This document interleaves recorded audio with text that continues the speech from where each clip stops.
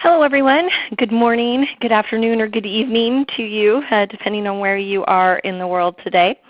Welcome to our webinar titled Building a Killer Support Team. My name is Rihanna Collier and I'm Vice President and Managing Director of the Software and Services Division at SIIA.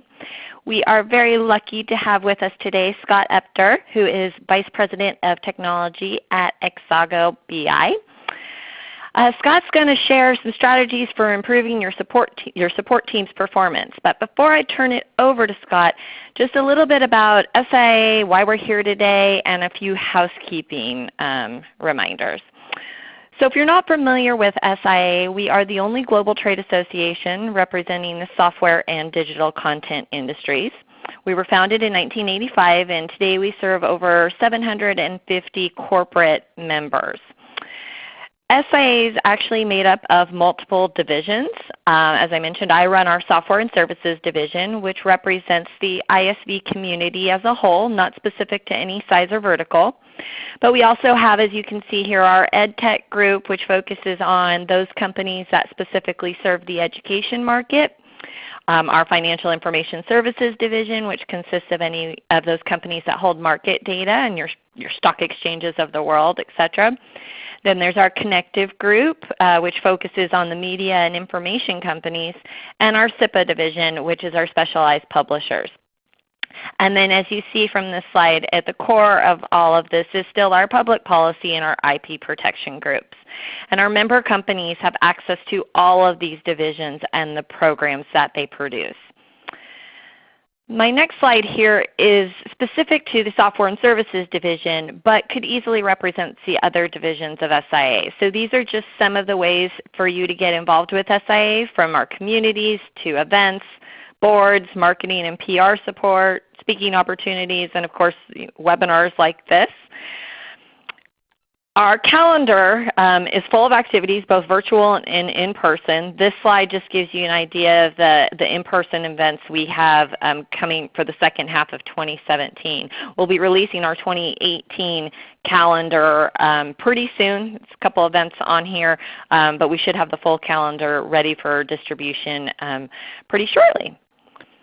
So as I mentioned, our memberships are corporate, so all employees can take advantage of all the benefits SIA has to offer, and therefore our membership dues are based on the number of employees. And all that information is public on our website. If you're not already involved in SIA, I highly encourage you to consider a membership and become part of our community, because our community really does consist of potential customers and partners and the people that you want to do business with. So my contact details are on this slide. Feel free to contact me if you have any questions. Now just a couple of housekeeping reminders. So I shared who we are, but now let's get into why we're here today. So this webinar is being recorded, and the slide deck and recording will be available after today's session. All of your phone lines are set on mute. We do that to avoid any background noise. But we do want to make sure we answer all of your questions. So please use the chat box on the bottom left of your screen to ask any questions you have.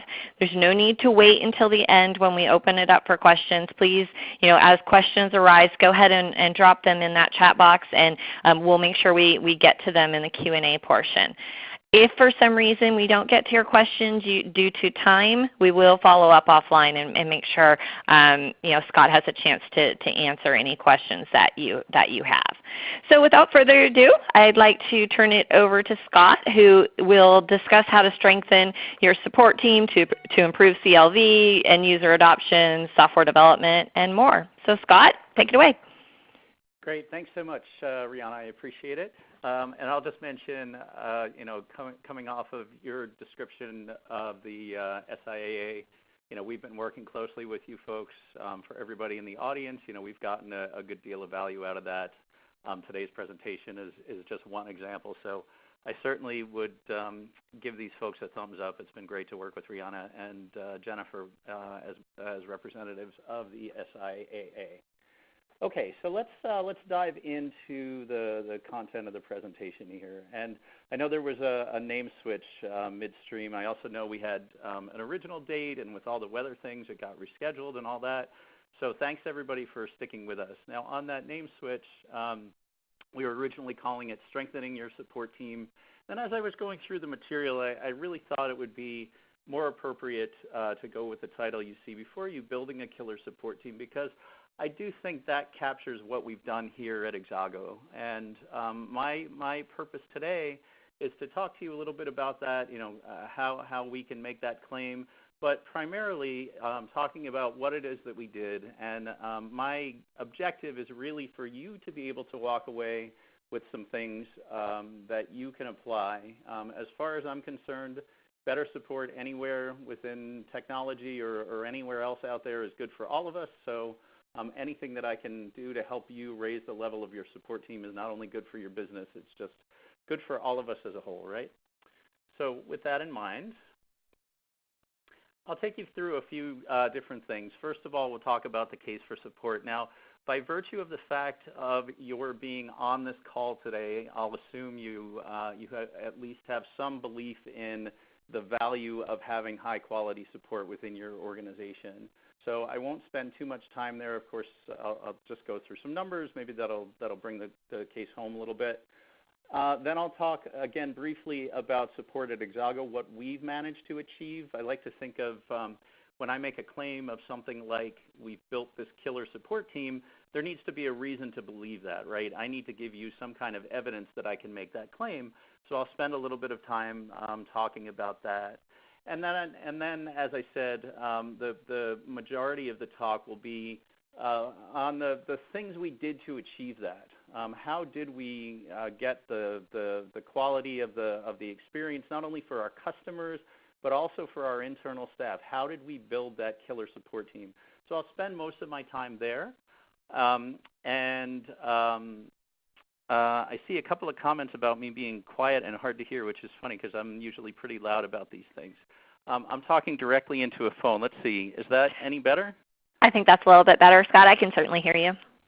Okay. All right. Great. Thanks, folks.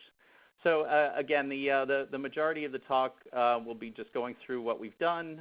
Think of it as an expanded case study. It's just a set of different things that have really come about organically in the way that we've grown our company, and then I'll wrap up with a few concluding remarks. Now, as Rihanna said, we'll leave plenty of time for Q&A.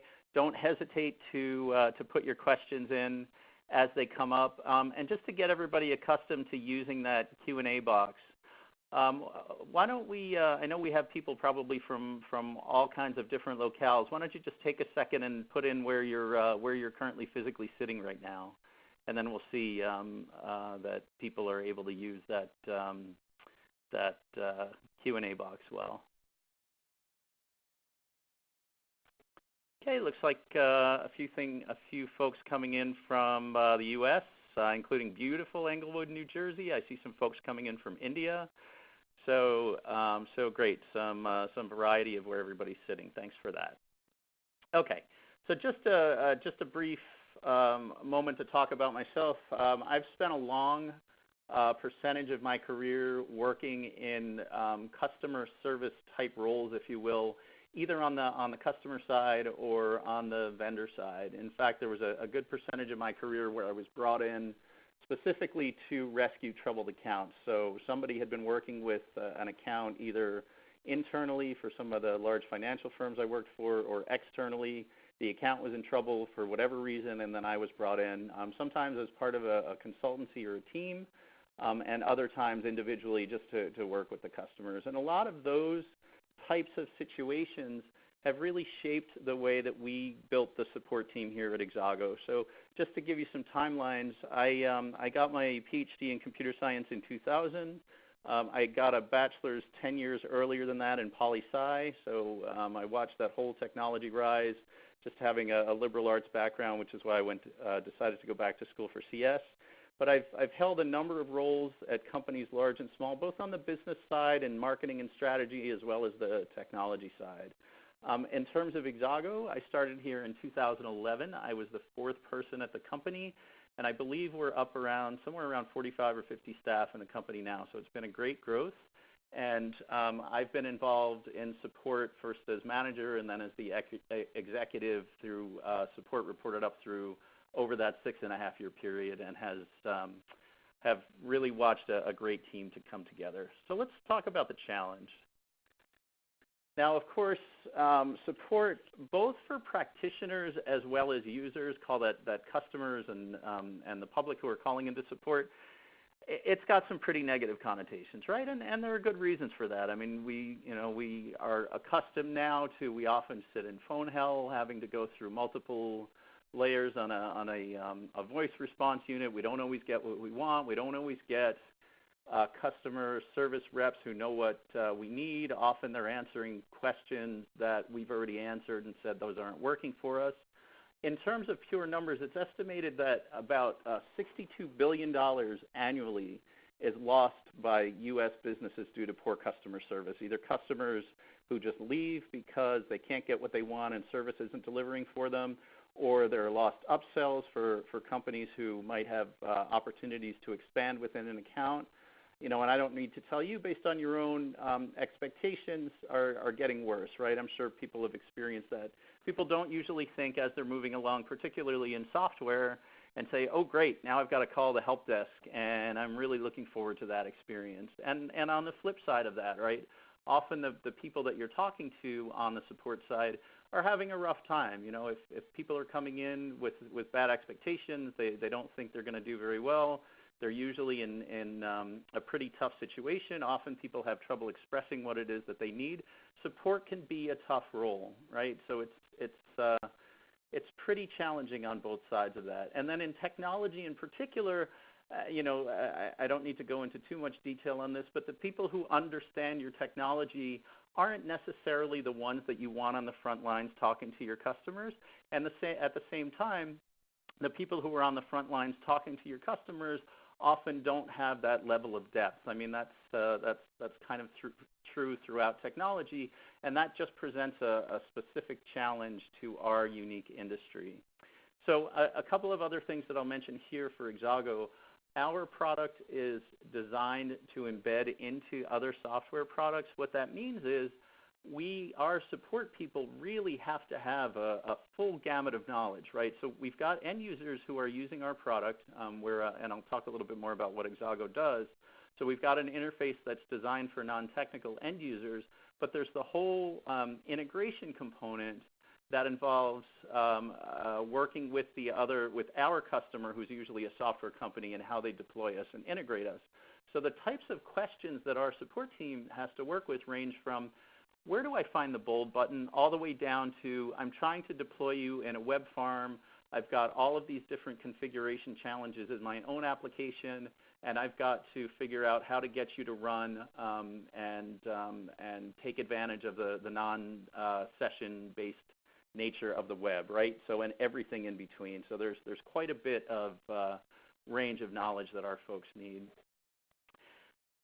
So let's talk a little bit about how we can make the claim that we're a killer team. So for a company meeting a few months back, we did a scrape of our reviews in G2 Crowd. I don't know if everybody's familiar with that, but that's a fairly standard, common software review site right now. I like to think of it as the Yelp of software companies. There are good numeric reviews as well as verbatim comments that people can leave about the companies they work for. So often I'll get involved in seeking out third parties that we want to work with, and G2 Crowd is one of my go-to places, and so we certainly encourage people to review us there. So we did a review of the comments that were on there, and like I said, this was a couple months back, earlier this year. We had 40 total reviews. Of those 40, 28 of them had given support a positive mention in their verbatim comments, which amounts to about a 70% number of mentions. Now, you may look at that and say, wow, so only 70% of your people are having a positive support experience. Keep in mind, the questions that were asked were not, how is your support experience? The questions that were asked were, tell us about your overall experience. So the number, the support positive of 28 mentions, that's unprompted. That's people just being asked general questions, and they volunteer the information that their support experience was positive. So when you think of it in that way, that means 7 out of 10 of our customers are saying that they are volunteering the information when asked about their experience with Exago, they're offering up something positive about their support experience, completely unprompted. So a couple of verbatims there. Just in comparison, when we did this review, we compared ourselves against our competition, and I think the closest competitor, their positive support mentions was about 33%.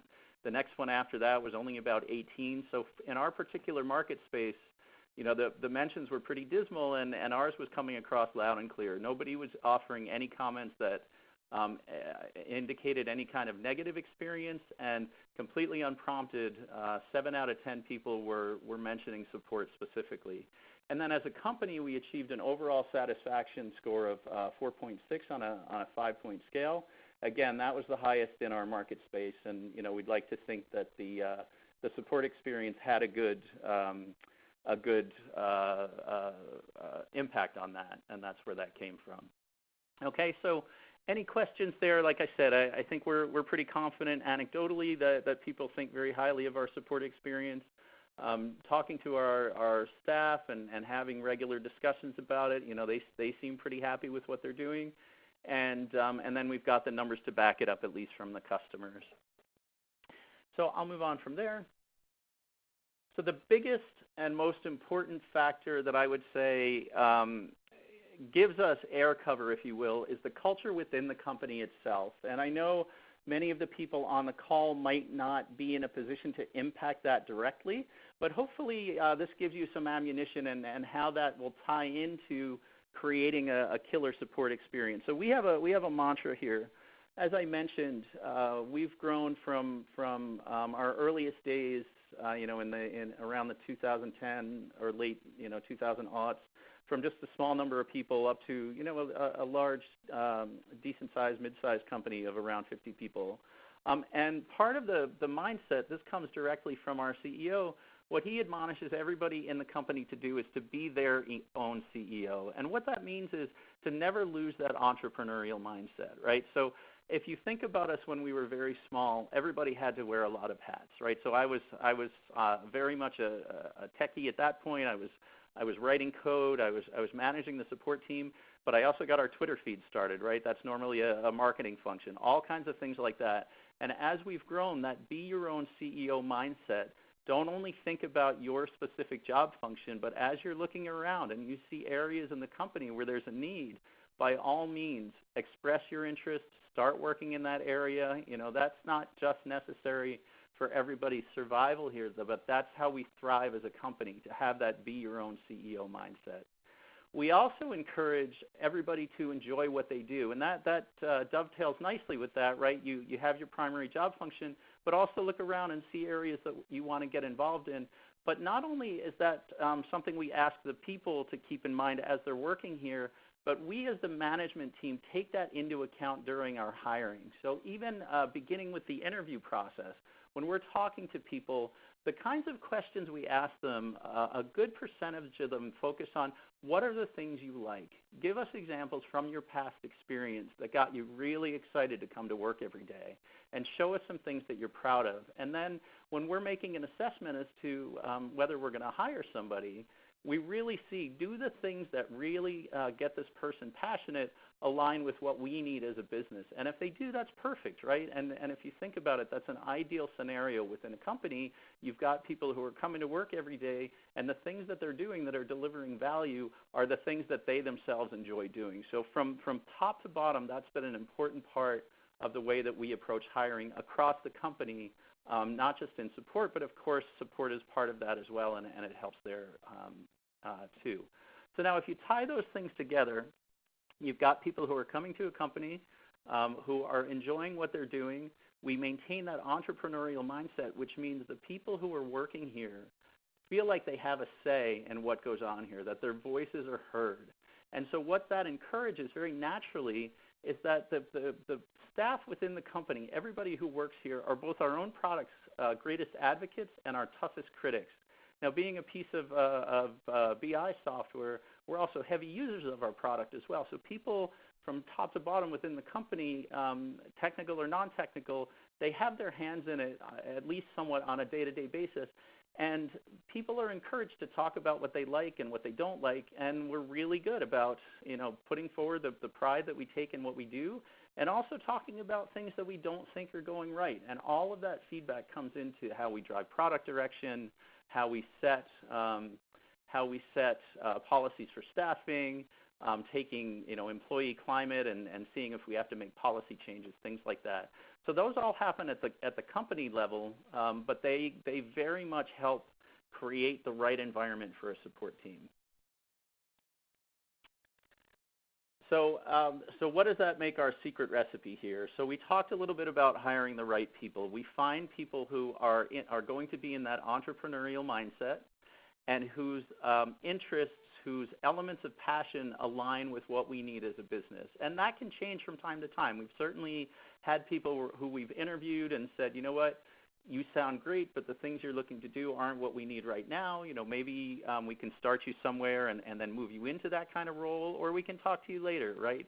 And then once people are here, we work on instilling the right mindset. And that I'll talk about very specifically from a support perspective, what that right mindset means. I'll get into in the next slide. And so once people are here, we invest a lot of time in teaching them the ropes, if you will, showing them the way we do it, and we do that as much by example, right, from the leadership and all throughout the company. That right mindset, particularly when it comes to how we relate to our customers and our clients and how we deal with situations that they run into, it's widespread across the company. The leadership tries to lead by example, and very quickly it seems the people who come in, who are in the trenches, taking calls, doing screen sharing, working on support cases, are following in that same mindset. We'll talk about that a little bit.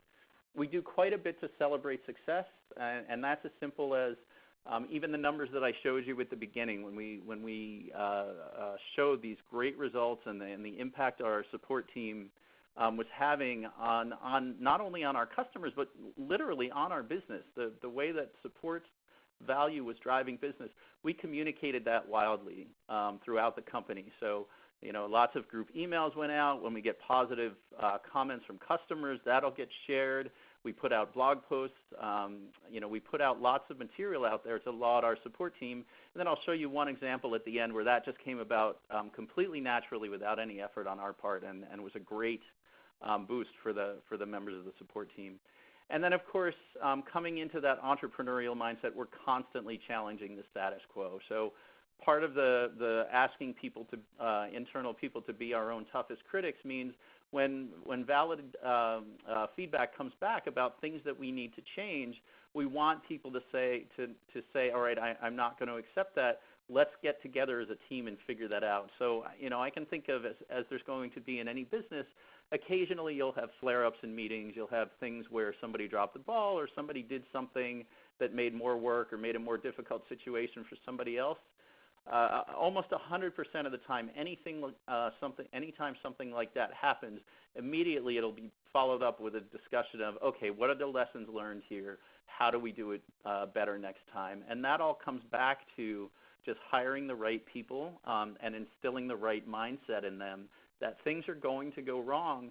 The best thing that we can do, and really the only thing that we can do, is figure out how to fix them and make sure they don't happen again. And it doesn't become about personality or anybody taking anything personally. It becomes about, this is just the normal order of things in a business such as ours, and our best move together as a team is to figure out what to do about them. Okay, so now let's get into that mindset, particularly as it relates to your support team. Now, for anybody who's been out there in corporate America or worldwide for a while, one of the things that I'm sure you've had drilled into you is a distinct and powerful hatred of your competition, for want of a better word. I know in my years of coming up in corporate America, I was trained to really want to destroy the competition, and I think that's pretty true anywhere. As awful as this sounds, it's part of our way of being in corporate life. When you hear horrible things happening over at the competition, you're pretty happy about that. If they're losing share or things are going wrong or they're jettisoning key people, whatever it is, you hear that and that makes you happy. So we've all been trained with this competitive bloodlust, if you will, where we have someone that we want to hate, and that drives our success. I don't need to tell you, in this day and age, there's a lot of hate. It's very easy to go around. I don't want to make any kind of political statements, but it's clear there's a lot of hate everywhere. So it's pretty easy to tap into that. And for a long, long time in corporate America, we've been tapping into that in how we look at the competition. One of the most important things when you think of your support team and the way that you bring about customer success, take that same mindset and focus it on client pain. If you think about the pain of your clients in the same way that you think of your competition, think of that as your support team. If you have a customer success team, if client pain is their competition and they're doing everything they can, of course within reason and business constraints of what you can manage, that goes without saying, think of that as your mortal enemy. You're already off and running on getting in the right mindset for delivering high-quality support and for many of the things that I'll talk about as I go through the rest of the presentation. What you'll find is if you get in that mindset when you're talking to your customers, even in a particularly difficult situation, if they know, you're a business, right? You suffer the same constraints of limited resources, limited time, knowledge, whatever it is, as anybody else does. But if you're focused on trying to find a resolution within the constraints that you have that does whatever you can to minimize that client pain, that takes it out in the same way you would take out your competition, that's going to help in developing your relationships with your customers. That's going to resonate with them, and that's going to help you in delivering the bad news. And I'll talk a little bit more about that we always have to deliver. So with that focus, right, as soon as you get into discussions with your customers, that's going to resonate with them. Now, the next one I like to talk about is what we call picking the meat from the crab claw. So again, if you think about a support team, often the person who is coming and opening a case or explaining some kind of problem, they're often harried, they're upset, they may be getting a lot of pressure from above. They may just not be able to express what they're trying to express that easily. We certainly have customers who we know they're much better over the phone than they are in email, right? So trying to get, if you think about it for your support staff, trying to get the essence of what the problem is often a difficult task, a difficult challenge through things that are completely out of your control, strictly what's going on within your customer's day and mindset and the problem they're having, and maybe difficulty in them expressing themselves. They may not even know what the exact problem is. So the metaphor that I draw here is for anybody who's ever eaten crabs or lobster, there's a lot of work you have to do, right? There's a lot of shell. You have to poke through all that shell. There's a lot of cracking, and then you get this tiny little bit of meat that comes out often from doing all of that work. So one of the things we like to train our support folks in is take that metaphor and apply it to customer situations. Think of any customer situation that comes in where you're having trouble understanding what the problem is, or the customer's, let's face it, being plain just not nice or not friendly or not helpful. See if you can get through all that shell and find that little piece of meat. And it may take some work, but do everything that you can to put that aside and really get down to what the problem is. And so we call that picking the meat from the crab claw. And then in those same kinds of situations, we always encourage our support people to do what I call getting ahead of the game. So anytime someone's on a call, right, and let's say they're solving a case or they're solving a case through email, we may have just, this may be a customer who's been around a while, right? They've got a rather mature deployment. They're just facing some issue. We get it resolved, but they may be very used to just the feature set that they've been using for several years at this point. And we as a company, we as Exago, we may just have released some new feature.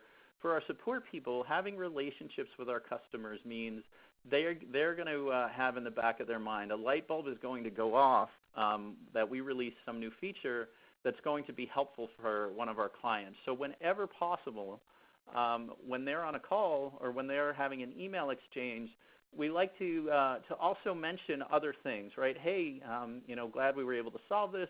but wanted you to know this new feature came out. I know you expressed interest in something like this a long time ago. Do anything you can to get as much proactive information that's going to be useful to your customers, right? They'll really appreciate it. And certainly, we even take that a step forward where we'll ask them a bunch of questions that have nothing to do with the case that's at hand. We'll find out, what's going on with you guys? How's your usage? How are your customers liking the product? Anything that we can do. You'd be amazed, or I'm sure many of you probably wouldn't, how many pieces of information come out of conversations like that have nothing to do with the line of questioning. And something came up that clicked in your customer's head, and they said, oh, I wanted to mention this, and all of a sudden, here's an opportunity to either, address another pain point that they weren't thinking about, or get greater usage out of your product, or just develop the relationship, develop that bond in any way that you can. Okay, let me just pause for a moment before I go into the next one. Any questions at this point? Please feel free to put them into your Q&A section. Okay, while I wait for those to come in, I'll continue. So leading off from the previous slide, what we really try to do is instill a mindset of partnership.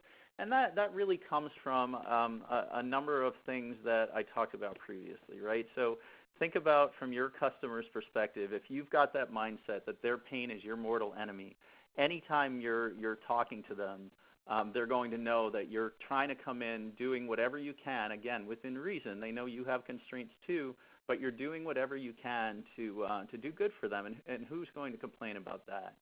Now, from our perspective, from Exago's perspective, as I mentioned, our product is designed to embed in our customer's product. And so, that becomes very much a deep relationship that we need to have with them. So I like to think of it as the Brady Principle, right? They've got a product, they've got a company, and then they've got a product, a piece of software. We've got our company and we've got our product, which is a piece of software.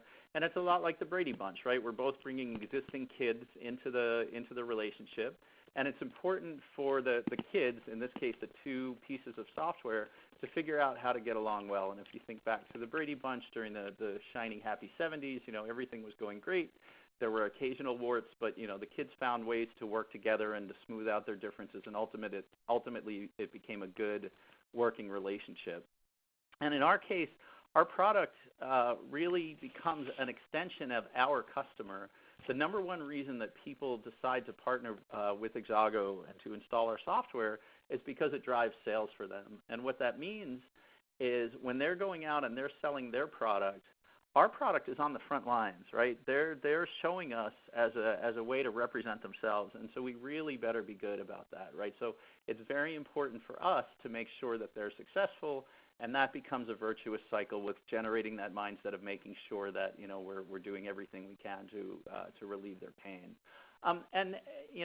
When we develop these deep relationships, we often become a force for change at their company. So a couple of examples that I can think of there have been cases where we've been working with a customer, and the person who was our primary contact was just not very helpful. Either they lacked knowledge, or we would make suggestions to them and they wouldn't be able to, or they'd come to other calls having not tried out our suggestions, or they just weren't very technically deep. Whatever it was, there was an issue with the person that we were working with. And not only was it an issue for us, it took up a bunch of our time, it created frustration among our team, but it wasted a lot of our customers' time as well. In cases like that, we don't hesitate to talk to a higher level contact at the customer, maybe the overall customer representative, whoever it is that has the relationship, and explain what's going on. And on more than one occasion, we've had cases where just our giving feedback, our working out, hey, here's what we really need to work better with your company has gotten different people assigned, has gotten training put in place for the person we were working with, has gotten adjustments put in place, and all of these things are tied back into the value that we're delivering to our customer. It's making our lives easier, but more importantly to our customer, it's making their lives better. So we've been a force for change at their company. Certainly, keeping our customers abreast of our roadmap. So as we plan it out, and in the world of software for any of you that are in software, responding to marketplace changes, the roadmap can be an ever-living document, let's say, for want of a better term. That's something we often communicate to our customers. We make it a point to make them aware of the things that we're focusing on, and that does two things. First of all, it of course lets them know what we've got coming down the pike, and they can start to think about how to use it. It gives them an opportunity to provide feedback, and of course we heavily caveat things when we show them. We say, look, this is provisional, it's subject to change. And when they give us feedback, we note that, and again, we let them know just because you're asking for it doesn't mean we can deliver it, but we have that in mind, and the customer feels like they've been heard. Even before they're having problems, as we're thinking about how we develop our product, they feel like they're having some input into that, and whether or not it can actually materialize, at least we know what's on their minds. And then, of course, when something does come up that stemmed from a customer recommendation, it becomes a great moment to reach out to them and say, hey, see, we do have this in plan. We are targeting it, and that was something that you expressed interest in, and here you go. It's coming. And it also sets up what I talked about earlier about any other enhancements or things that are on the roadmap that the customers themselves may not have asked for directly, but we think they may be of interest to them. We can point to them and say, hey, we talked about this a little while ago. It's actually in plan. It's coming. It'll be out on such and such a date.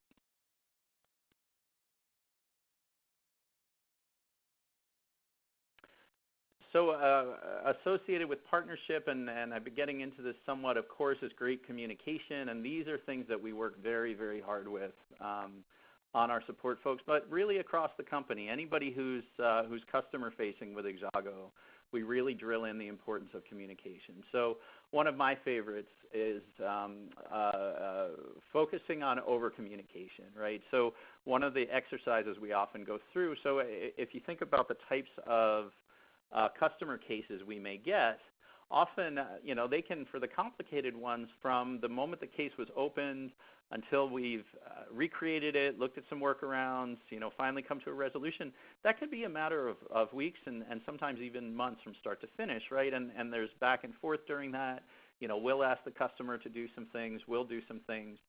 One of the things that's a very important principle here is to ensure to put ourselves inside our customers' heads. And if we're working on something on our end and we've gone dark for a while and they just haven't heard anything, that's something that we want to make sure and avoid, right? So we make it a point to, in a timely manner, send out notifications that even say, hey, look, this is in the queue. We're working on it. We haven't been able to come to any results yet, but I just wanted to let you know that it's still active. Or we need to have a discussion with development about this. We haven't been able to get that scheduled, but we'll have something on the calendar next week.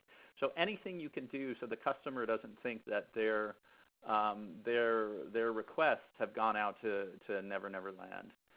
So we talked about the marriage, the Brady Principle. Marriages, of course, give and take. As long as you come in with the right mindset of, look, we're in this together, then that's how you manage that. I mentioned the need to deliver bad news. That's always going to come up. Things as simple as, hey, we promised you this update within a week, but we're seeing we're going to deliver it a week later. Or I thought I had a solution for you, but it turns out we tried it, and that solution isn't going to work for you. Or this thing we thought we supported, we don't know when we'll be able to get it into the product, if ever. Those things come up all of the time. Our principle is we try not to, as best as possible, shy away from those discussions. So as soon as we know some bad news, we deliver it promptly. We deliver it succinctly. We try not to beat around the bush, but get directly to the point, but always with customer WIFM in mind. And WIFM stands for what's in it for me. I'll talk a little bit more about that on the next slide. but that ties directly back to that idea of your customer's pain as your mortal enemy. Even in bad news discussions, if you're thinking in terms of what's in it for them, why are you doing that? So if there's a delay in delivery, it might be because you want to give it some additional time for testing, want to make sure what you hand them, you're comfortable handing them, that it's going to work well in their environment, right? So always tie it back to there's a reason why you're doing these things. We'll set internal SLAs for updates. So coming back to that over-communication principle, we have our own SLAs the moment a ticket comes in. Here are the next steps of what we do, right? So there's an automated response. I think it's 24 business hours before we'll give a personalized response. So that personalized response always identifies the next step. Hey, we got your ticket. We're trying to recreate the problem on our side, or we need some more information, or whatever it is. So that comes within 24 business hours, and then we have SLAs from there. And then when it comes to communication or anything else, this really goes top to bottom. I like us to apply that standard project management yarn of amount of notice is greater than or equal to amount of delay. What that means is if I'm telling you that something's going to be a week late, I have to let you know at least a week in advance, okay? And so you have a direct correlation to how much notice you're going to give based on the size of the delay, right? So if something's going to be, you anticipate something's going to be 3 months late, you're giving that notification 3 months in advance. What that allows your customer, whoever your stakeholder is, that might be an internal stakeholder, that gives them enough time to plan. That gives you time to talk to them about what are the alternatives. For us, often if we're going to ship something a little later than we thought, and our customers are relying on it and their interface is there that they need to start to get to know, we can work out something like giving them an early version and saying, okay, this isn't ready for prime time, but it has the new interface for you. You can start to get to know it. You can start to write code against it, whatever it is. So we always apply that amount of notice greater than or equal to the amount of delay. And this happens, I try to work with the team, even with simple things like meetings, right? If you're going to push a meeting that you've got scheduled and you're the owner of it and you need to push it by half an hour, give everybody at least half an hour notice, right, so they can plan appropriately for those kinds of things. Now, I talked about customer WIFM, the idea of what's in it for me. This is a concept that was actually drilled into me by one of my customers when I was working. I was doing consulting. I was working for a marketing and strategy firm, and a very large IT company was my customer. And she was really good about this idea of WIFM. So whenever you are thinking about your customer, what you're delivering to your customer, be it good news or bad news, think about it from the standpoint of what's in it for them. And so I talked about the possibility of delays, right? But those delays are there for a good reason. You want to get things finished up, or if you're trying to solve a problem and you haven't been able to make progress on it, just explaining that, look, this is a tough one. We want to give it its time and attention. Whatever you're talking to about your customer, if you are in that mindset of what's in it for me, you get out of that negotiating position. Very often when we're talking to a customer, when we're talking to an internal stakeholder, and we may be dealing with a difficult situation, it easily devolves into a zero-sum game, right? If I'm going to give something to you, you have to give something to me, and there's always that back and forth of the ball is on one side or the other, but the net is always the same, right? The net amount of positivity, if you will, that comes out of it. If you keep your mindset on that customer WIFM, you'll get out of that negotiating position when you're working with your customers, and you'll find that in many cases, the things that you're doing that are good for you and your company and your team are aligned with the things that are good for your customer, even if they don't necessarily know it yet. The ultimate example of this wasn't support related, but I thought it was just a beautiful example of WIFM, so I'd like to share it with you. We were at our annual client meeting this past summer, and we were talking about some new features that we were looking at delivering. They were very early on in the process. They were just discussions and ideas and what have you. And we presented them to our client set, and the majority of the responses were not interested. Having you guys focus on that isn't going to do anything for me. I wouldn't recommend that you do that from my standpoint. I'm watching this unfold, and I'm thinking, wow, that's going to be a tough case to make. And our CEO chimed in and he said, well, I need to tell you, we need to do these things because they'll help us be a healthy, vibrant company that's going to drive sales. And in driving sales, we can hire more developers, and with more developers, we can focus on the things that are going to be enhancements more in line with what you look. Boom. It was a beautiful piece of, by doing this thing that you've sat there and identified has no value to you, there is underlying value in us doing this directly for you. So if we can do that up at that level, I'm thinking in the tough customer cases that you're dealing with your customers on support level stuff. You can find ways to do that as well. And I can't stress the importance of this mindset enough. All right, one last thing I want to talk about our team in particular. That's the tooling that we've used to keep track of customer cases. And that goes in with that never accept the status quo mindset that I talked about earlier. So very early on, when we were a small team, we were just handling support cases through email. We had a group email. It went to everybody in the company, and our case management, our ticket management system, if you will, was just Outlook. And people would keep things in their inboxes. At that point, it was really neat. The support folks prided themselves on never receiving an email that said, hey, what's going on with this case? They were ahead of every single case to where they never had to get a check-in email. And I remember the first day we got one, they were pretty upset. They really took that personally, that they weren't ahead of the game on every single ticket that had come in.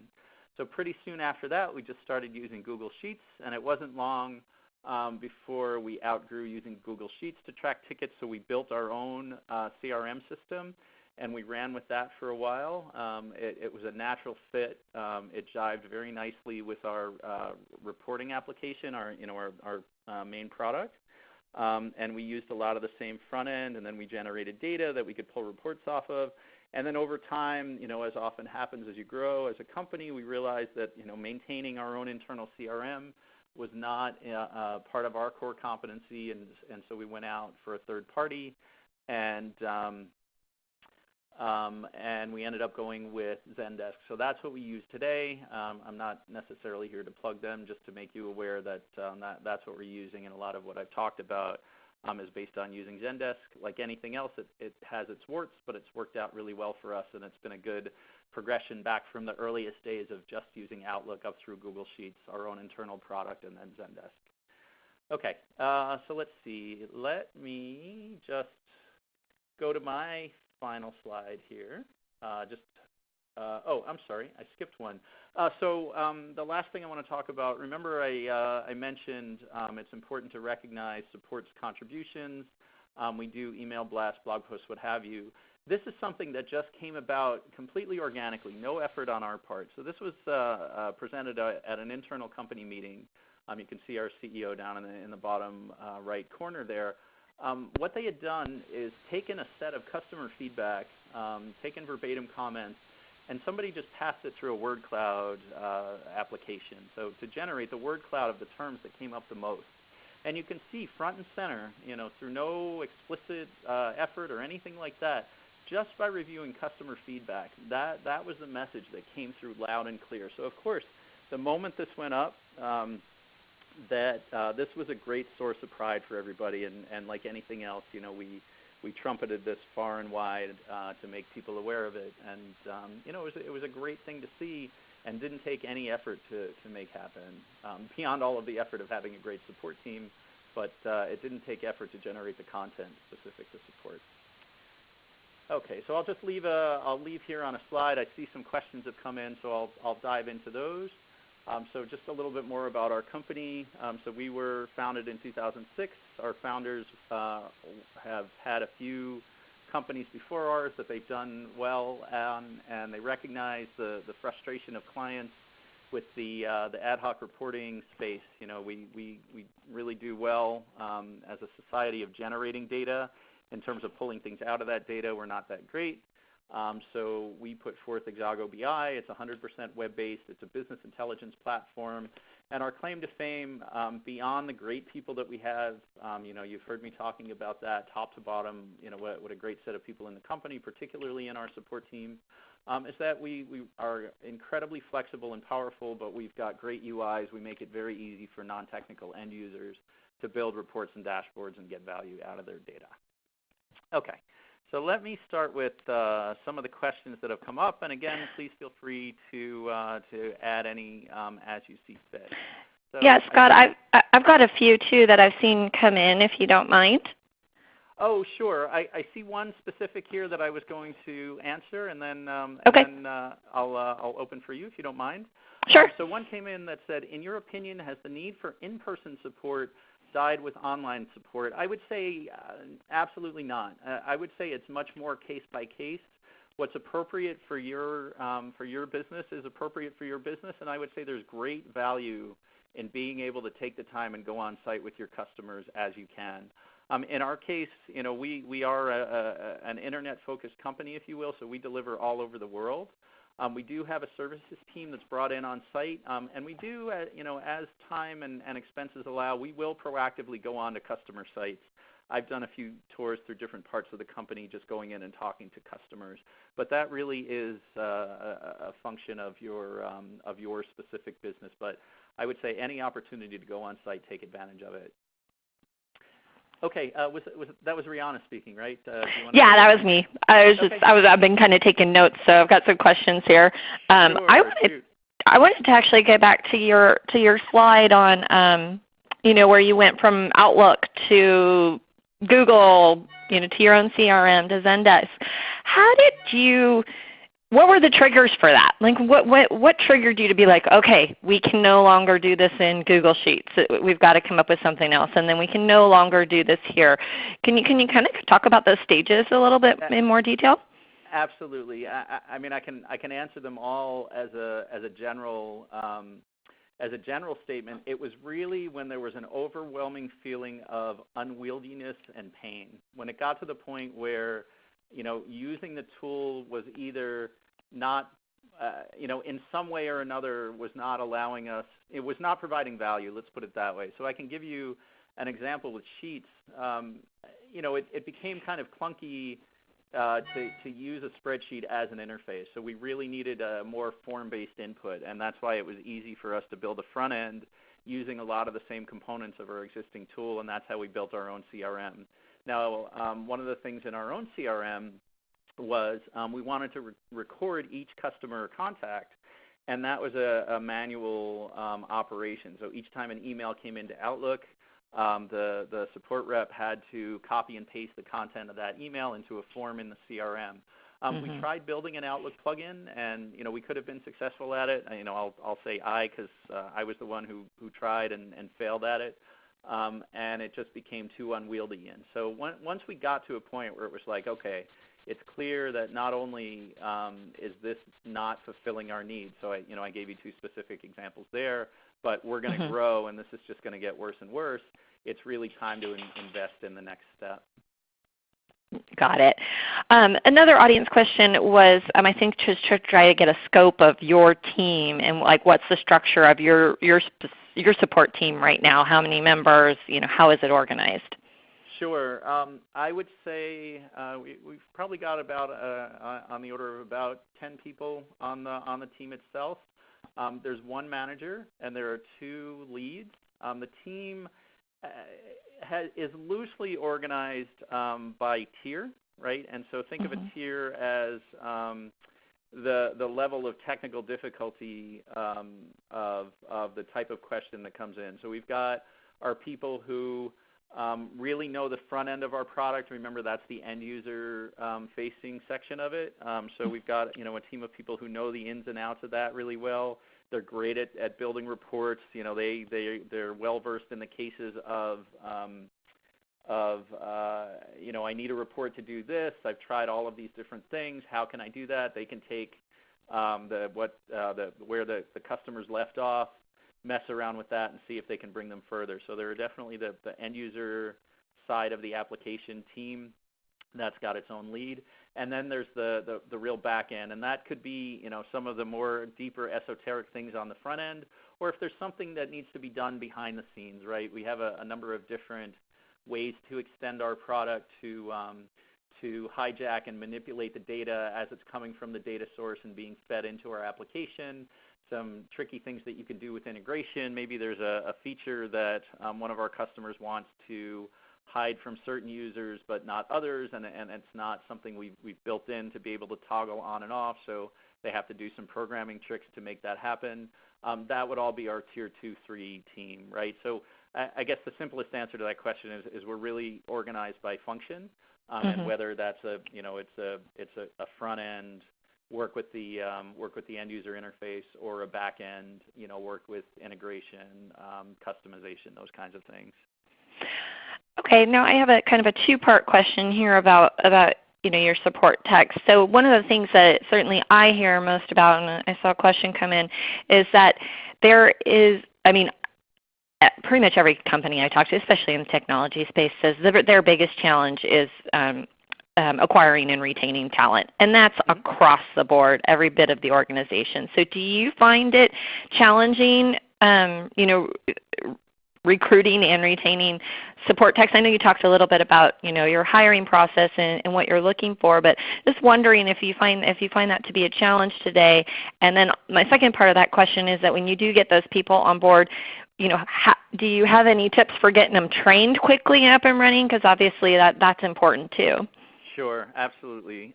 So for the first part, thank you very much for asking that. I actually meant to include that in my presented material, so I'm glad that you asked me that. We're incredibly stringent in our hiring, and that's through a very explicit view on the importance of hiring and the importance of bringing people in. We also get everybody in the company, or at least everybody on the support side, involved in those hiring decisions. So the reason, when I say we're stringent, what I like to talk about, if you remember, we hire based on what people have demonstrated they really enjoy in their work. And so we look for people that are going to, that the things that we need them to do line up with that, right? So in support, there's a lot of problem solving, there's a lot of explaining what might be considered a technical concept to a non-technical person. So those are the kinds of things that we vet during the hiring process. And if we have any kinds of doubts, there are always exceptions, but if there are any kinds of doubts, chances are we won't hire somebody. And this mindset goes back to the earliest days of the company. There have certainly been times where we were much smaller, we were drowning in work, and we really just needed to get bodies in here, and we did a round of interviewing, and nobody really, we came away with saying, yep, we really want this person. We had, we had 2 or 3 people that we would say, I'd be okay with them, I'd see them working here, and we made the decision to not hire. And that was at various points, our CTO and co-founder, he and I would discuss, and he would say things like, I don't want us hiring just because we need somebody right now. We need to hire for the long term. And if we don't look at this person and say they're going to be a really great long-term asset, we don't hire them. And what we found, not every hiring decision has been perfect. People have left. We've had to let people go. But what we've found is the people that are here, they contribute to all of those things that I talked about in terms of mindset, not accepting the status quo, really enjoying what they're doing. And that short-term pain of not hiring, if you don't find the right candidate, is really worth it in the long run. And then the second part of your question was, what do we do with people once they're here?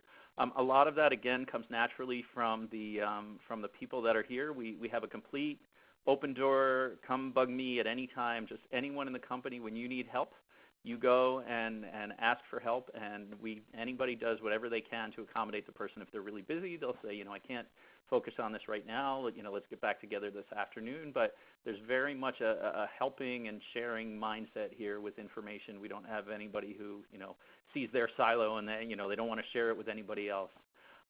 We also, and again, this has really come organically from the people who started here, from that challenge the status quo. We do have onboarding materials that have been built. So, we had someone who joined us, and was really good about recording any new information that they came up with. That became the genesis of an onboarding program and a set of training materials that we actually developed and they owned. We had one of our people, one of our leads, came, and after being here a month, she said, "Hey, I'd really like to just have a review. I'd like to sit down, find out what's working and what's not working." We had never done anything like that before. We just had a standard annual review, so we conducted that 1-month review, and that became a formal program. Now all of a sudden we built, okay, for any new support person, we have a check-in with them at I think it's 1 month, 4 months, 8 months, and a year or two, something like that. But again, it just was the genesis of an idea that came from somebody on staff.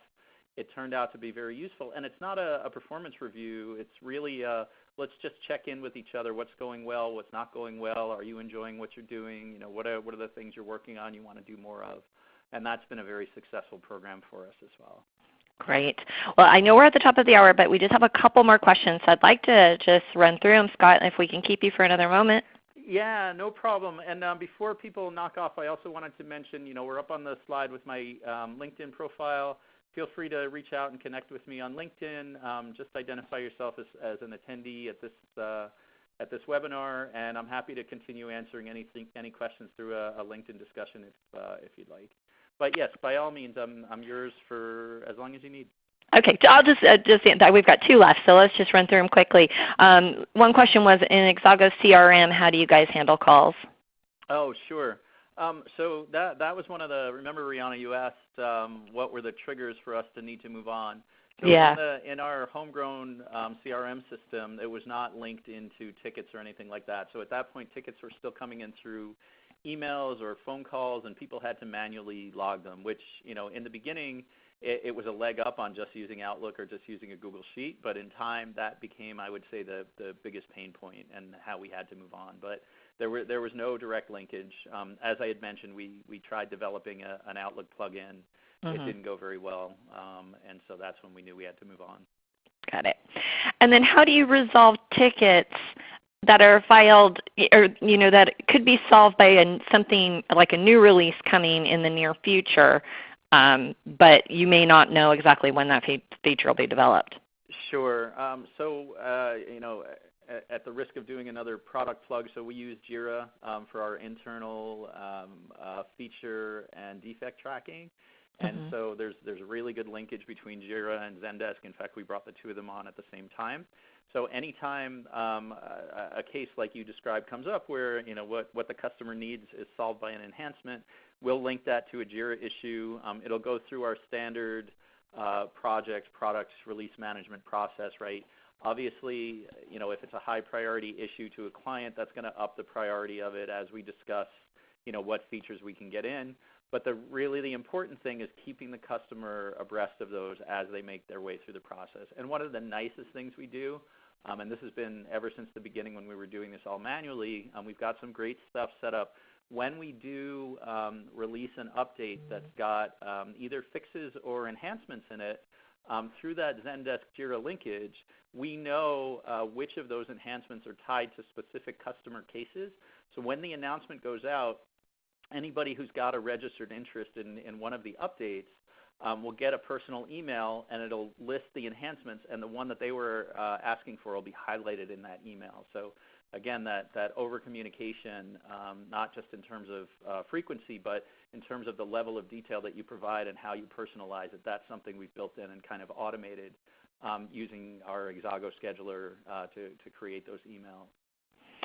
Well, that's fantastic. Scott, thank you so much for your time today. I want to remind the audience that we did record this webinar today, and we'll make the slides and the recording available. Please encourage you to share with your team. And as Scott said, connect with him directly if you've got further questions. He'll be happy to chat with you. And Scott, again, thank you on behalf of everybody. We appreciate your time today. Yeah, hey, it's been a pleasure. Thank you as well for setting this up. Absolutely. Thank you, everyone. Wish everybody a great rest of your day.